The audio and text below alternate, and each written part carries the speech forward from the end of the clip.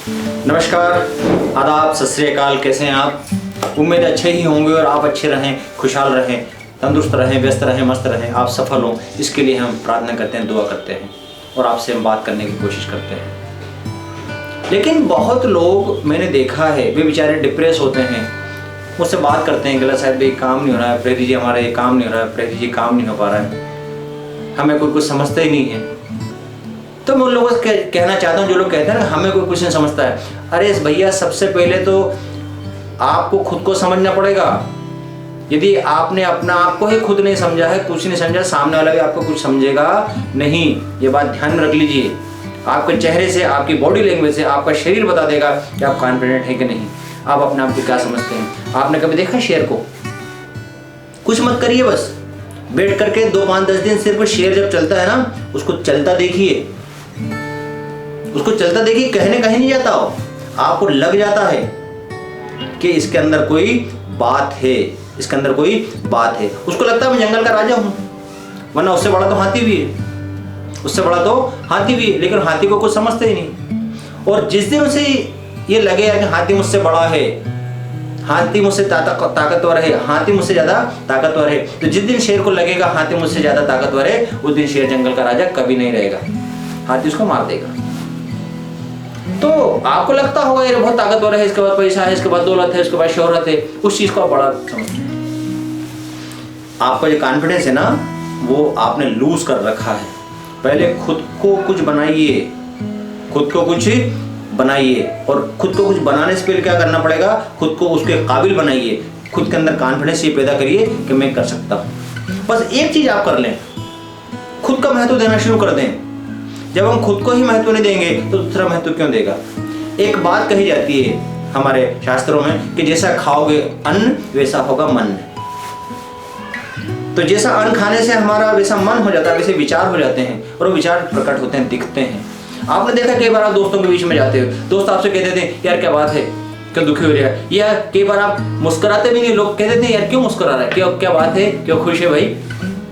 तो अंदर की चीज बाहर प्रकट हुई ना, होती है ना। आपने भी कई लोगों से कहा होगा अरे बीमार दिख रहा है, क्या बात है, क्यों दुखी है? तो जब उसका दुख बिना कहे बाहर आ रहा है, तो इसी तरह से आपका जो कॉन्फिडेंस है वो भी क्या हो रहा है, लोगों को दिख रहा है कि व्यक्ति कॉन्फिडेंट नहीं है, ये व्यक्ति कुछ भी नहीं है, क्योंकि आप खुद मान के चले हो। आप किसी से कुश्ती लड़ने जाओ, 2 पहलवान कुश्ती लड़े, और एक पहलवान यदि पहले ही सोच ले कि मैं इससे जीत नहीं सकता, तो दाव पेश करेगा वो तो उसके आगे सरेंडर कर देगा। और सामने वाला पहलवान यदि कमजोर भी होगा तो क्या करेगा, उसको उठा करके पटक देगा। हमने ऐसे बहुत सारे उदाहरण देखे हैं, कहां पर हमने देखा है, कहां इतिहास में पढ़ा है कि 10,000 की सेना ने भी 50,000, 4 लाख की सेना क्या करा, उन्होंने खत्म कर दिया, उनको नष्ट कर दिया। क्यों? क्योंकि वो जो छोटी सी सेना थी 25,000 की, 5,000 की, उनको पता था कि हम सब कुछ हैं, उन्होंने अपने आप को बहुत कुछ समझ रखा था। और इतिहास में ऐसे उदाहरण बड़े पड़े हैं जहां पर केवल 300 लोग थे, 300 लोगों की सेना ने 2 लाख 3 लाख लोगों को क्या करा, उनकी सेना को उन्होंने हरा दिया, क्योंकि उन्होंने अपना महत्व समझ लिया था। उन्होंने समझ लिया था कि हम ताकतवर हैं, हम कर सकते हैं, yes I can do it. यदि आपने ये नहीं सोचा कि yes I can do it and I am important, तो आपने ये भी नहीं समझा कि मैं महत्वपूर्ण हूं, तो सामने वाला समझेगा नहीं। वरना इज इट पॉसिबल, क्या संभव है कि 300 लोगों की, मात्र 300 लोगों की सेना 2 लाख लोगों की सेना को हरा दे? इतिहास में उठाकर देख लीजिएगा। सिर्फ इसी वजह से हुआ। मैंने बहुत विचारक पढ़े, उन्होंने कहा कि युद्ध इसलिए जीता गया कि इस युद्ध के हर सैनिक ने समझ लिया था कि मैं बहुत महत्वपूर्ण हूं, मैं खास सैनिक हूं, मेरे अंदर 1,000 सैनिकों का बल है।